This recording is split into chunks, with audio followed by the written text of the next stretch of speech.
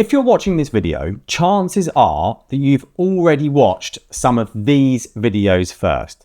Here's the thing. I've been a financial advisor in the UK for about 15 years, and I have helped hundreds of first-time and beginner investors. And what I'm about to say, I do not say lightly. These videos, and honestly, every single how to invest for beginners video that I've seen on YouTube is wrong. Completely wrong. In fact, not just wrong, dangerous.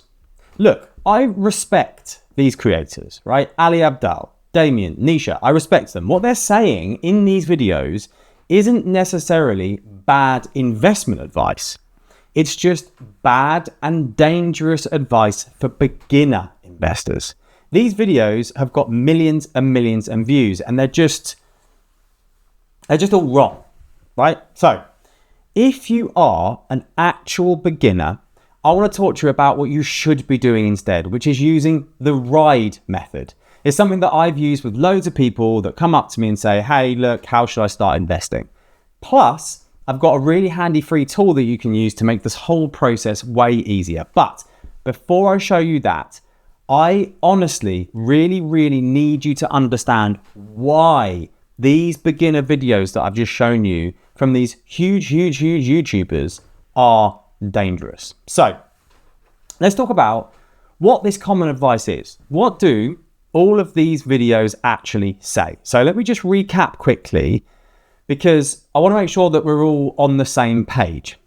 What they'll say is this: find yourself a low-cost broker, something like Vanguard, Trading 212, Interactive Investor, whatever you want. Anything basically with an app that you can pick up, and then they'll say, open up an ISA. Yeah, brilliant, tick, sounds good, right? Got all of that. Basically, then the next bit is the biggest problem. They will then tell you to put your money into something called an index fund.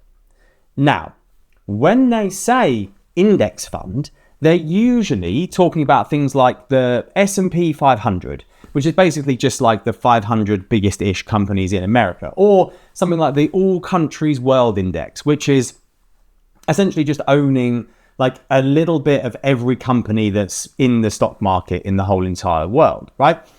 And the final bit of advice, what they'll say is just leave it alone. Set it and forget it. Keep putting in your money every single month. Don't look at it. And in 20 or 30 years, you'll be minted. Bob's your uncle, right?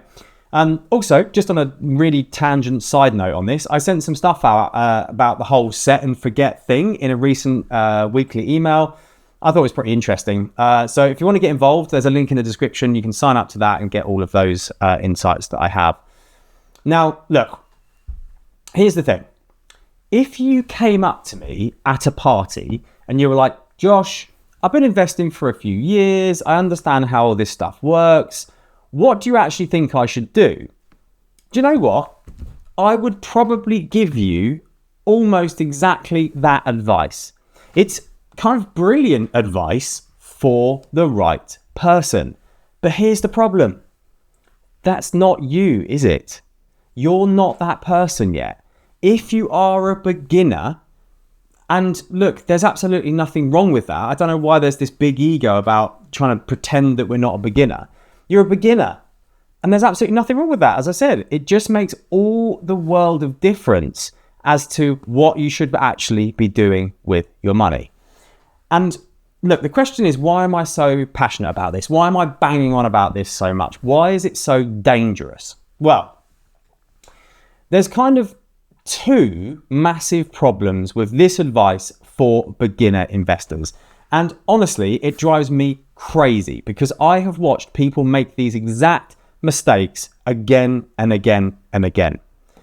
The first problem, there's too much choice. So imagine this, right? Let's say you walk into a massive restaurant, you know, like one of those places with the menus that's like a size of a book. And someone says to you, right, just go in there and order some food. That's it. Just order some food. Okay, but hang on a minute. What kind of food? Italian, Chinese, the burger, the salad, the thing that you can't even pronounce at the back of the menu. And then, even when you do end up picking something, you're probably sat there the whole meal thinking, did I really make the right choice? What that guy over there is eating looks really nice. Maybe I should have had that. And you just start questioning those decisions. And that is exactly what happens when someone on YouTube just says to you, just pick an index fund or just invest in an index fund. Because here's what they don't tell you. There are literally thousands of different index funds. Okay. So let's say, yeah, all right, you go with the S&P. Great. Well, should you get the accumulating version or the income version? What about the FTSE 100? That's UK companies. Maybe they're safer. Or hang on, what about the FTSE 250? They're smaller companies. Maybe they grow a little bit faster. But what about emerging markets? I've heard that they're really good. Or I've heard that the Chinese economy is massive. Well, wait, should I go for hedged or unhedged? What the hell does hedged even mean? And that is the absolute killer, right? There is no right or wrong answer. Like, genuinely, there isn't one correct choice here. It all depends on your situation, your timeline, and, well, we'll get to that one in a minute because it's the most important thing. But what happens to most people when they first sort of start out, right?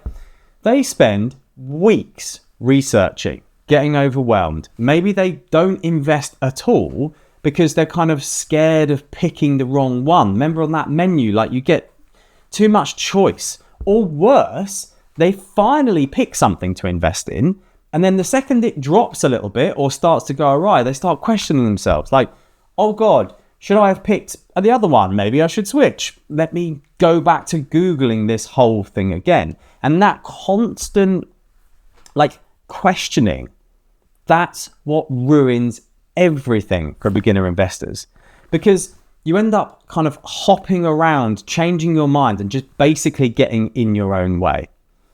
Problem number 2. Okay, let's say for a second that you get past this choice paralysis. Let's say you pick the S&P 500 or the All Countries World Index or whatever one you want to choose. You're feeling good. You've done your research. You press your button and your money's gone in. Well done you. But here's the problem. And this is a big problem. And it's one that drives me crazy. And I want to scream every time I see a YouTube video that actually doesn't talk about this when it comes to beginner investing. Here's what you need to understand.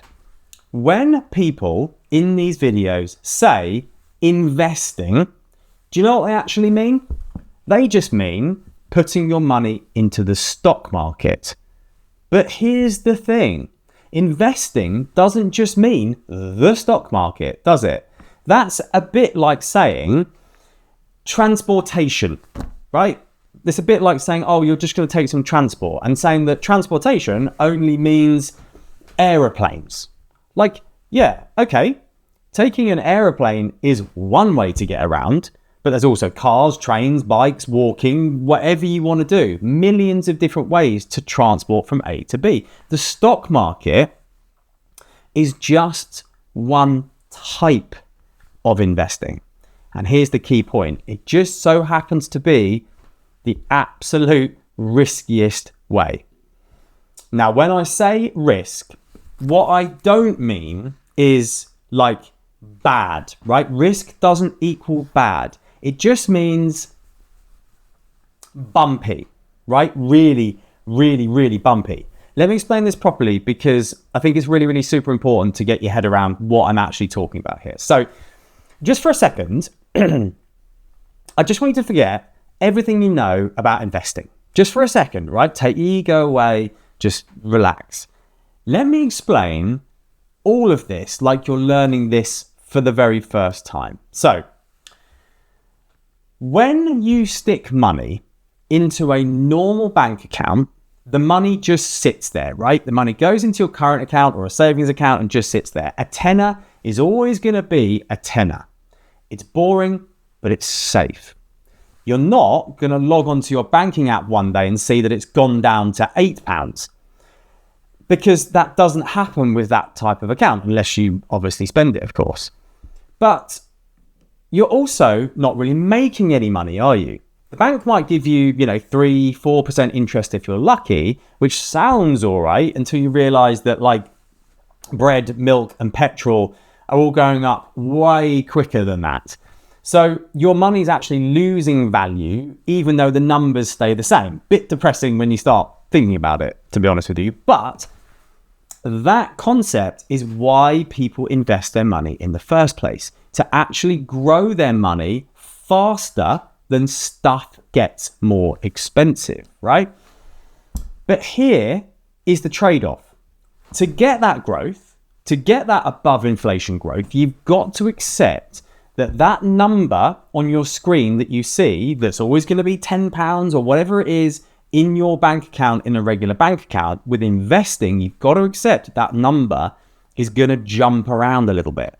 Some days it'll be higher, some days it will be lower, but that jumping around, that is what we call risk.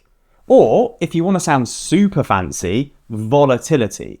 But let's just call it what it is. It's just literally the amount of which your money can go up and down by. Now, there is obviously different levels of ups and downs. Think of it a bit like this, right? Say, for example, you are driving to a destination, and let's say it's 1 hour away. One route is a nice, smooth motorway. You'll get there steadily, no drama, and is just smooth. The other route is some crazy cross-country road with potholes, like speed bumps, tight turns, all that sort of stuff, but it's 20 miles less. So you might get there faster on that country road, or you might actually get there slower or not at all. But either way, it's going to be a much bumpier ride on that cross-country road. So that smooth investment journey, that smooth motorway journey, that is like investing in less risky stuff, more stable, less stress. The country road, the bumpy road, that is the stock market. When these YouTube videos tell you to put all of your money into the S&P 500 or whatever they're going to say, they're basically putting you on that bumpy country road without even asking you if you get car sick beforehand. So, to think about this a different way, how do we make things less bumpy? Well, there's basically, when you think about it, two main ways to invest your money. The first way is stocks, okay? Which is what you can see here by this yellowish line.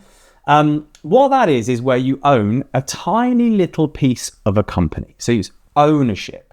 Like, for example, if you buy Apple stock, you actually own a teeny tiny part of Apple, the company. If Apple does well, your piece of that pie becomes worth more. If Apple does badly, it's worth less. It's way more volatile. That's why it's bumpy, because company values jump up and down all the time. The second way, which is massively understated and underrated, is bonds, which is what you can see in the blue line here. This is where you basically become a lender. So you lend out money to companies and governments. So to think about this in a different way, to think about bonds, imagine your mate rocks up to you and says, mate, can I borrow a tenner? And says, I'll give you £11 back next week. That is basically what a bond is. Except rather than your mate, you're lending to, as I say, big companies or a government instead. So the government, the UK government, for example, you might have heard of gilts. They might say, look, lend us £100 for 5 years and we'll pay you back, I don't know, £2.50 every single year, and then give you £100 back at the end. So there's many different ways to do it. Now, as you can see here, bonds are way less bumpy. Look, they still will go up and down a little bit, but nothing like the stock market. You can see the difference between those two lines and how they behave. Stocks over time will give you more return, pretty much over a long enough time horizon.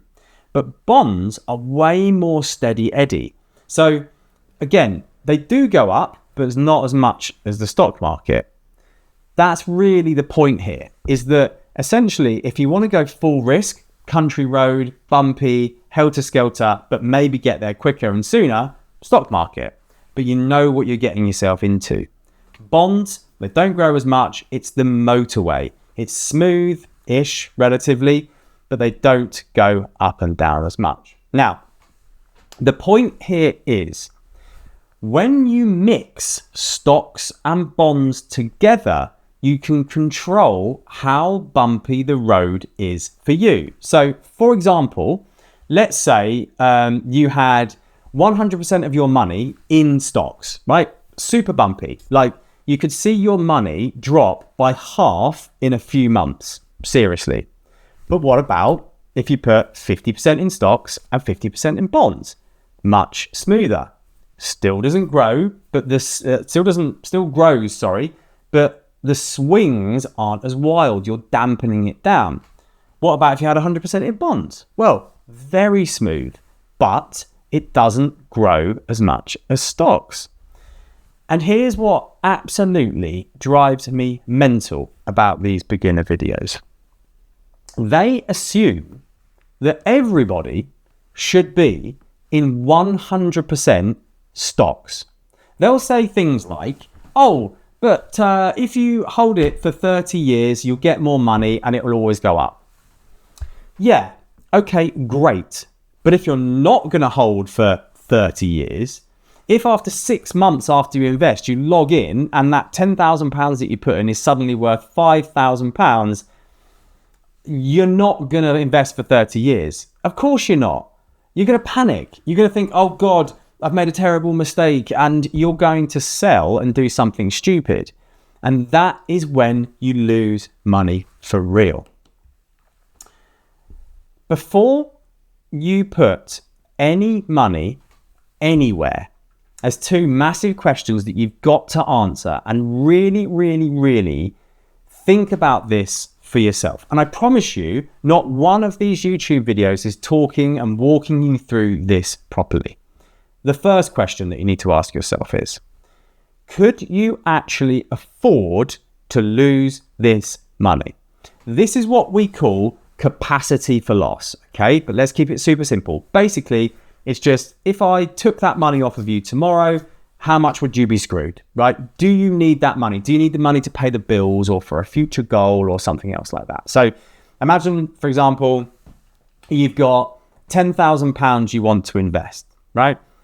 Let's say that you need that money in 3 years' time to put down as a deposit on a house, right? Well, if that 10,000 drops to 5,000, that's a problem, isn't it? You needed that money. So your capacity for loss, your ability to withstand losses is very, very low. But on the other side, let's say that if that same £10,000, for instance, if you inherited it from your gran and you don't need anything specifically from it, you've got a job, you've got your emergency fund sorted, you've got all these things, then yeah, look, if that drops by £5,000 and you open up your app and it says £5,000 for a little bit, it's annoying and you might not enjoy it, but it's not going to ruin your life, okay?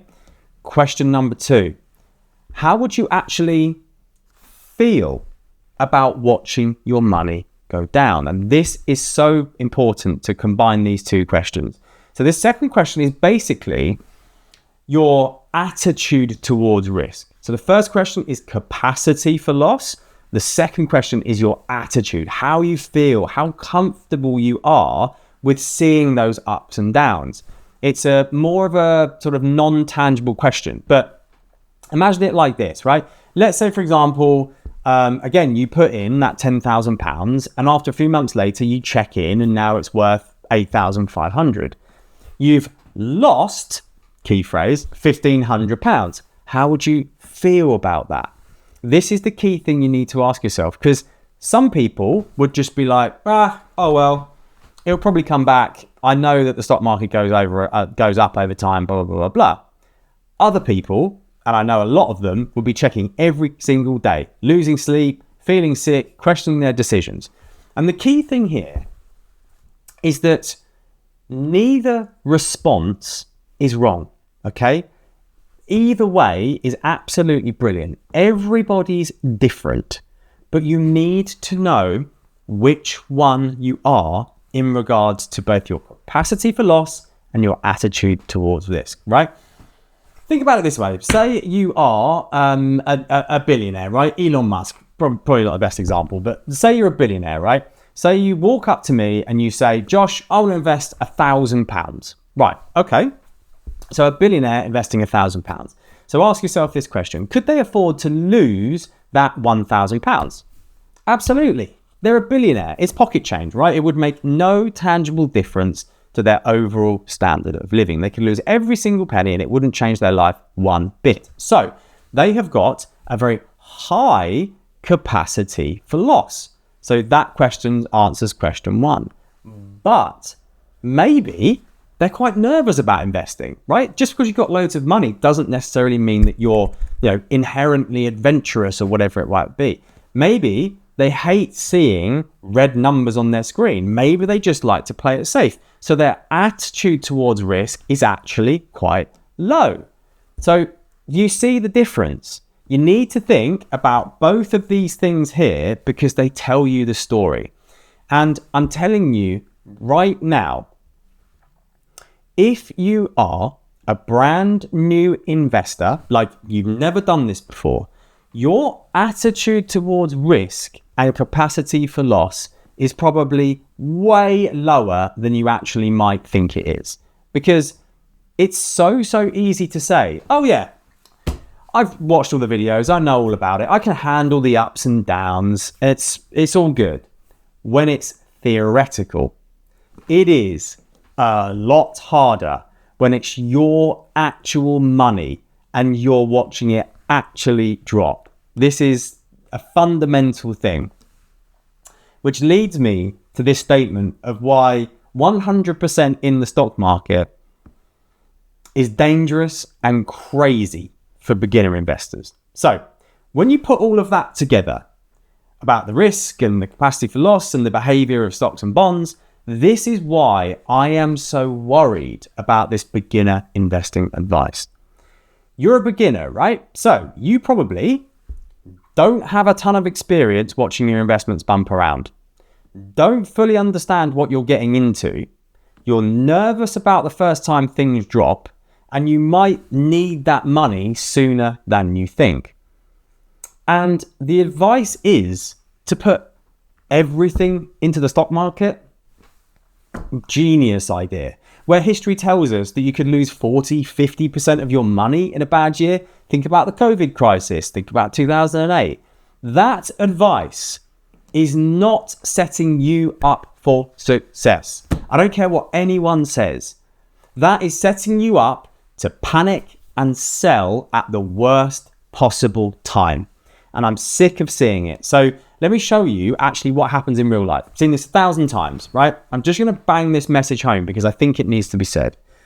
I've seen this hundreds of times. Someone will put £10,000 into the S&P 500 because some YouTube video said that that was what they should do. 6 months later, there's a market wobble. It drops to 7,000. They don't really understand why. They don't really understand how it all works. They're absolutely bricking it. So what do? They sell. Or they panic and they switch to another investment, another index fund or the FTSE 100 or whatever it might well be. Or they just stop checking and eventually just pull all of their money out years earlier, or never put money in at all. And then all that stuff, right, about, just hold it for 20 years and you'll be fine. Well, that's all gone out the window now, hasn't it? Because they didn't hold it for 20 years. They couldn't handle the bumps. And that is why the advice that you see on YouTube around beginner investing is so dangerous. Like, please, I really need you to understand this. Not because it's bad investment advice. Not because it's wrong for everyone, but because it's wrong for beginners who aren't ready, essentially, for that wild ride that you can get with the stock market. So all of that was pretty heavy, right? And I think you can probably tell that I'm really passionate about this, and it's something that I've seen basically get in their own way of becoming a successful investor.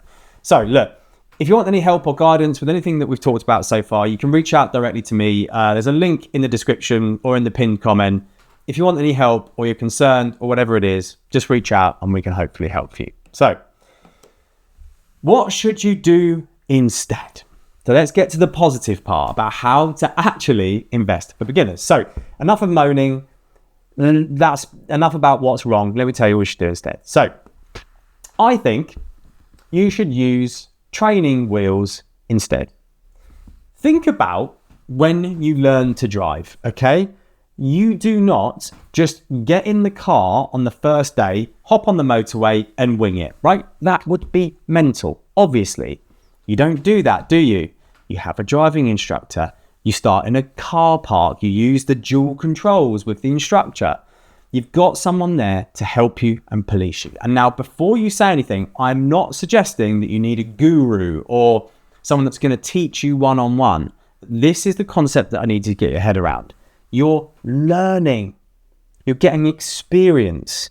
You're building confidence. That's exactly what I think beginner investors should do. But instead of some, like I've said, some instructor or some overpriced investment guru that you definitely don't need, you just need to use something called a robo-advisor, or there's lots of different names for them, but basically a managed investment service, okay? Now, I know what you're thinking. What the hell is a robo-advisor? What the hell is a managed investment service? Don't worry. It is way simpler than it sounds. So, a robo-advisor is basically just a service that does all of the hard work for you, right? So you tell them, I'm comfortable with a medium level of risk. I want to play it quite safe or whatever it is. And they build you a portfolio that matches that approach. So just as we've talked about with the risk, they can build you a portfolio that is in line with all of those things. Now, a portfolio, of course, is just a fancy word for an investment or a collection of investments. In theory, a mix of stocks and bonds. So instead of having to figure out, like, should I buy the S&P 500? Should I buy the All Countries World Index? Should I buy bonds? How many bonds? Which bonds? What split should I have? They just sort all of that out for you.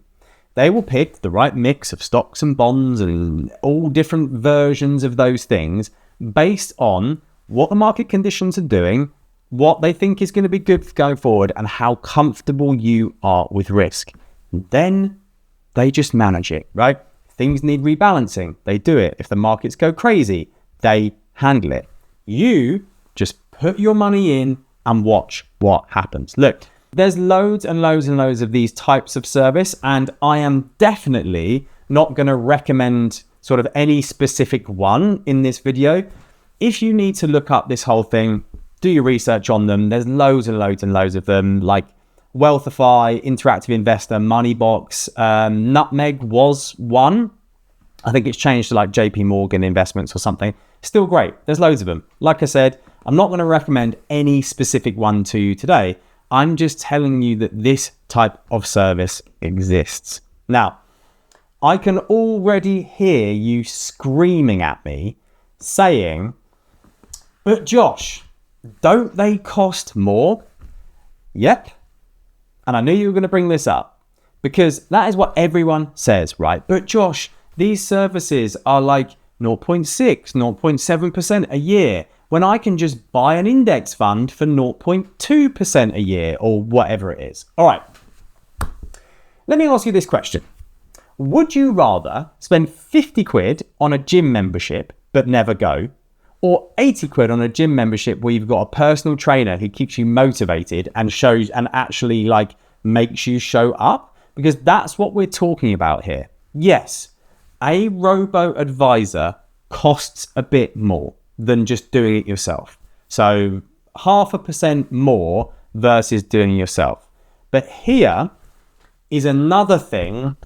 You can probably tell I've got a lot of frustration in this video. Here is one thing that absolutely everybody misunderstands about costs and investment costs.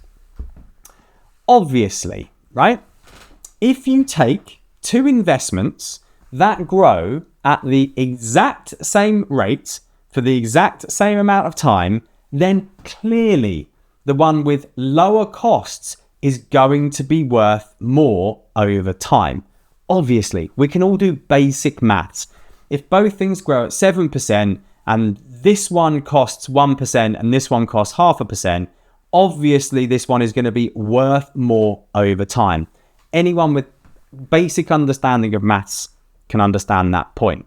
So that's why everyone says, go for the cheapest investment option. I completely disagree. Here's the thing. That cost difference only matters if you actually stay invested. It only matters if that binary same return but with lower cost actually occurs. I'm telling you, as someone who's watched hundreds of people try this, if you're a beginner and you go down the DIY route, you are way more likely to make mistakes that will cost you way more than 0.5% a year, or just bail out before the time horizon has had chance to actually make the lower costs worthwhile anyway. You'll sell when the markets drop. You'll switch when the investments are at the wrong times. You'll freeze and not invest more when you should. You'll pick stuff because that's too risky, and then you'll panic. And like I said, the cost of those mistakes, they cost you way, way, way more than the extra fee that you'd pay a robo-advice service to manage it properly. I would rather you pay a little bit more, and we are talking about a little bit here, to actually stay invested than save on fees and cock it all up. Because saving 0.5%, as I said, a year on fees means nothing if you panic sell and lock in a 30% loss. I just think everybody gets this wrong and it drives me crazy. But here is the point. I'm not talking about doing that forever. I'm not saying that you should stay with these services forever and ever and ever. I actually just think that you should use them as training wheels for a few years. Maybe 3 years, maybe 5 years, depends on you. Now, during that time, you're not just putting in your money and forgetting about it, right? You're watching them. You're learning, right? You're seeing things like how they mix stocks versus bonds. What happens when the market drops? How do they respond? How do they rebalance? What investments do they pick?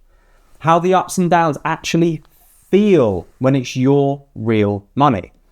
It's almost like a kind of apprenticeship, like you're learning the ropes while your money's actually working for you and being looked after properly so you can sleep at night.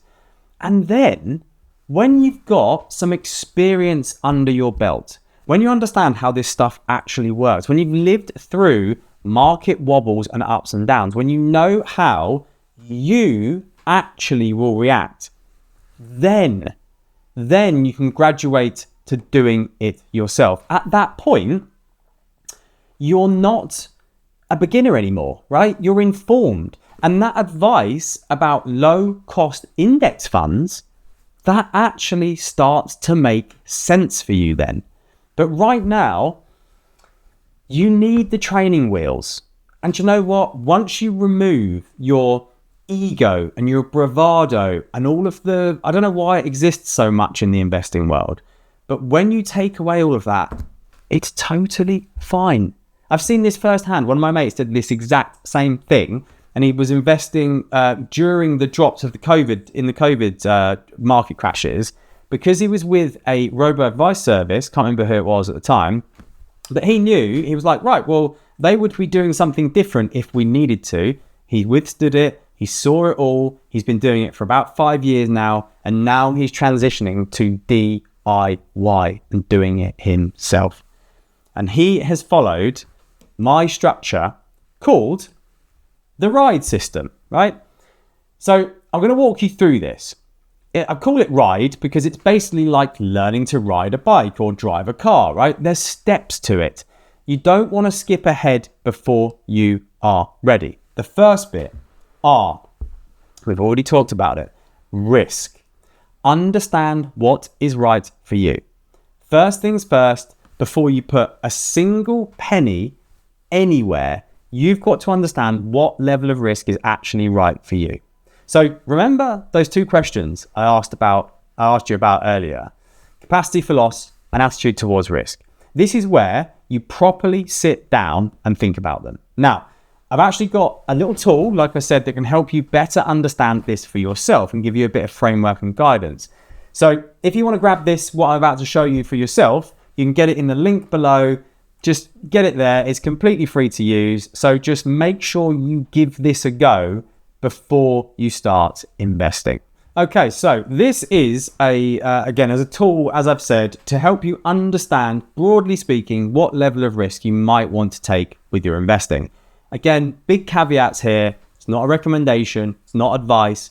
Do your own research. This will hopefully just start to help you frame an understanding of when you get to the point where we're going to use it in the later steps, what essentially levels of risk is probably appropriate for you. So again, just give a quick read of the disclaimer. Off you go. Take the quiz. Now, really simple. 9 questions about how you feel, how you would react, and the financial impact upon any investing that you would do. So I'm not going to go through all of this, each individual one, but you can see that you can understand about the type of question. So I'm just going to go through this, just going to click the middle answer for each individual one for now. But again, be honest about what you need, what you want to do, how it all works. And we'll just fire through all of these questions, blah, blah, blah, blah, blah. And this is the result that you get. So we've broadly split it into 5 or so risk profiles, lowest on the left-hand side, highest on the right-hand side, but generally speaking, low, medium, and high. Now, as you can see, in this case, I just rattled through all of these questions, so don't take this as a given. And it will broadly show you, okay, from who you are and what you want to achieve, you are, broadly speaking, a balanced investor. Again, not advice, just a starting point for you to better understand why that is the case. Really brief generic analysis on what that means. But again, this is just used as a starting point for you guys to then use in the later stages of this journey. Let's assume for the time being that you're a balanced-ish investor. All right, so you've found broadly your level of risk, right? Now it's time to understand how to actually invest. So I is investing, and this bit is way easier than you think. So what I need you to do is research and choose a robo-advisor or managed investment service. Again, I am not going to recommend any specific one because honestly, there's loads of good options and the reality is they're all pretty similar anyway.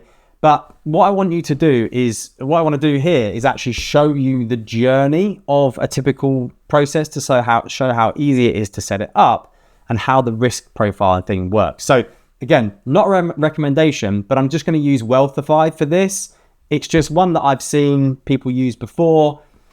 I'm kind of familiar with the layout. So let's just essentially go over to there and see what to do in regards to setting that all up. So when you come to Wealthify, essentially you will see a number of different options. So again, in this case, like we said, we are going to be investing. So whatever platform it is that you choose, there will be some sort of tab that says investing. Click on that.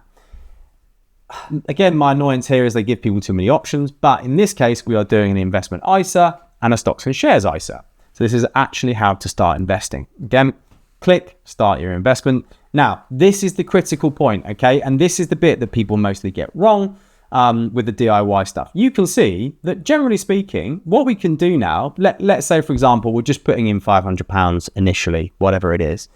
But you put your contributions in, and here is where you choose your level of risk. And this is what most people get wrong, right?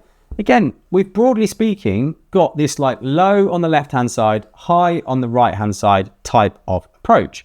So again, based on the risk profile that I just did previously, not very well, but I did it, It said I was a balanced investor. So again, you'd want to be somewhere in the middle options. So here you could go for confident or tentative and so on and so forth.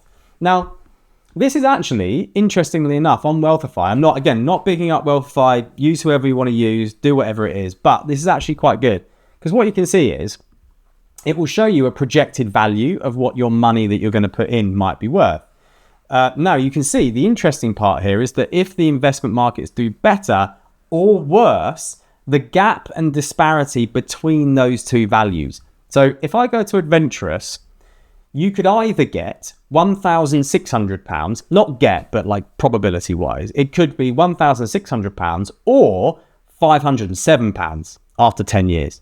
If I go to cautious, the top bit is only £970, but the worst it could ever be is £700. So can you see there how that's that risk reward payoff happening all the time? So I just thought that was a really interesting thing that I've just noticed with Wealthify. But again, whatever the risk profile answers that you had, take that into whenever you set up your managed investment service or robo-advice service, just take that into account and see what they say. So let's say, for example, we are confident, whatever that means. So get that set up, then you're ready to go. So the next stage then is documenting. This is the most important part. So once you're all setting up, you've set everything up, you've done everything you need to do to get the ball rolling, you need to start getting to work, right? Doing your homework, not obsessively, not checking this every single day, but regularly, just have a little look at what's going on within your investments and start learning, right? Here is what I mean. So if we go back to this Wealthify page, you will see that, again, I have just gone on the next stage where we invested as I think it was confident. Yeah, look, confident here. So what they'll show you is how they're going to invest and what they're going to do. Now, interestingly enough, you can see here that they tell you where your money is going to be invested. Now, this will change and it will adapt over times, but this is a really great starting point because basically what they're saying here is, okay, for a balanced investor or whatever, this is the asset allocation. Again, just a jazzy phrase for saying where your money is split within your portfolio, just a collection of stuff. This is what we would have in terms of the investment type. That also show you the regions. So again, you don't have to make any of these decisions around, should I be in the S&P 500? Should I be in the FTSE 100? What about emerging? Forget all of that. It's all there. Perfect. It does it all for you. Don't worry. Again, they'll show you actually what investment funds they use to put your portfolio together. So for example, this is a bit of a weird way of saying this, and I'm sure Wealthify would not be happy if I actually said this. But think about, you could literally just have all of these funds in your portfolio. Don't do that, but do you get my point, right? So you can see what types of funds they're using, and you'll see this on your app or on your logins or whatever it is. This is the key point. This will change, adapt, move, learn, grow. Your job is to understand why. So, you could ask them questions. You could ask them why you've done certain things. I'm sure they'll get back to you.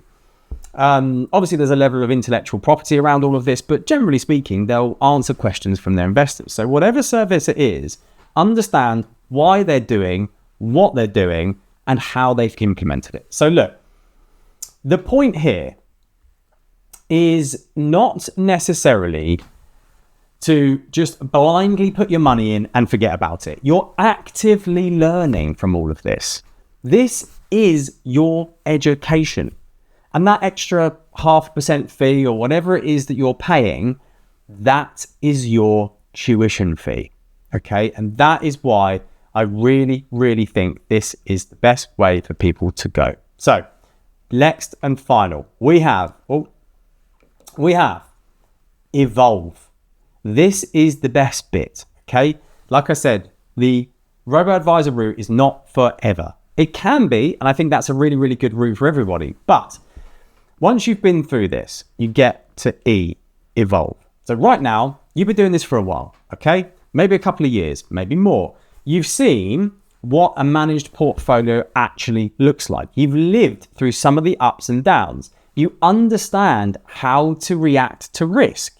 You know what bonds are. You know what rebalancing means. You've learned the basics, right? You've gone through all of that stuff. Now you can think about evolving into being a DIY investor. And that is the key thing to go through. So how do you know when you'll be ready? If you hit these criteria, you're ready. You've been investing for 2-3 years. You've seen some market volatility. You understand why they've picked funds and what they've done with it. You're comfortable with how risky your investments need to be for what you want to achieve with them. You're not tempted to panic sell when things drop. You actually become interested in this stuff and actually want to take it to the next level, and you want to save on those fees because you think you can do it yourself.